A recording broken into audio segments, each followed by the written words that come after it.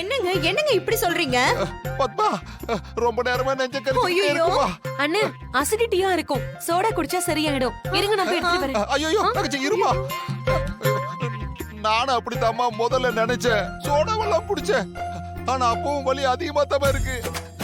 பத்மா நெஞ்ச புடிச்சு இழுக்குது பத்மா. பார்வதி போ போ, எல்லாரையும் சீக்கிரமா கூட்டிட்டு வா போ. சரிங்க அண்ணி. ஐயோ தங்கச்சி வேண்டாம் வேண்டாம், யாருக்கிட்டையும் சொல்லாதம்மா. ஏன் ஏன் சொல்ல வேணாம்னு சொல்றீங்க? இப்பதான் வீட்டுல பூஜை நடந்துகிட்டு இருக்கு. இப்ப இந்த விஷயத்த சொன்னா அபசகுணமா நினைப்பாங்க. அப்புறம் பூஜை வேற தடைப்பட்டுரும். என்னால பூஜையெல்லாம் தடைப்படக்கூடாதுமா. பூஜையெல்லாம் முடியட்டும். ஷோ, நீங்க தான் நெஞ்சு வேற வலிக்குதுன்னு சொல்றீங்கல்ல, உங்களுக்கு ஏதாவது ஆயிட போதுங்க. ஏங்க இப்படி பண்றீங்க? இங்க பாரு, நீ என்கிட்ட பேச்சு கொடுத்துட்டே இரு, எனக்கு எதுவும் ஆகாது. என்னை ஐயையோ. தனியா விட்டுட்டு போகாத பத்மா. ஐயோ, அம்மா, என் கூடவே இரு பத்மா. என்னன்னு? நெஞ்செல்லாம் வலிக்குது பத்மா. இல்லங்க, நான் எங்கேயும் போக மாட்டேங்க, நான் உங்க கூடவே இருக்கேன். ஐயோ, என்ன பார்வதி என்னமோ சொல்றாரு.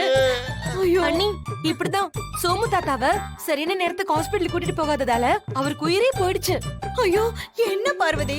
தாங்க முடியலையே. நம்ம இப்படியே விட்டோம் அண்ணி, உங்க தாலிக்கு தான் ஆபத்து. ஐயோ வாங்க அண்ணி, ஹாஸ்பிடலுக்காவது கூட்டிட்டு போலாம். ஐயோ வேணாமா, வேணாம் வேணாம். பூஜை நடக்கிறப்போ இத சொல்லி பூஜை தடைப்படக்கூடாதுமா.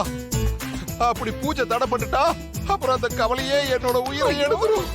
ஏங்க இப்படி எல்லாம் பேசிட்டு இருக்கீங்க? படபடன்னு வருது பத்மா. நெஞ்சு வேற படக்கு படக்குன்னு துடிக்குது. ஐயோ, நீ ஏதாவது பேசிக்கிட்டே இரு. என்னங்க? நீ பேசுறது கேட்டாலே நான் அமைதியாயிடுவேன். ஏம்மா பார்வதி, சும்மா தானே நிக்கிற, போய் தண்ணி எடுத்துட்டு வாமா. போய் சீக்கிரமா எடுத்துட்டு வா. ஐயோ, எனக்கு ரொம்ப பயமா இருக்குங்க. நல்லா தானே இருந்தீங்க, திடீர்னு நெஞ்சு வலின்னு சொல்றீங்க. அப்படி என்னத்தை தான் குடிச்சீங்க? ஐயோ, நான் என்ன பண்றதுன்னு தெரியலையே. பார்வதி, சீக்கிரம் வா. வரேன் அண்ணி. என்னங்க இந்தாங்க குடிங்க.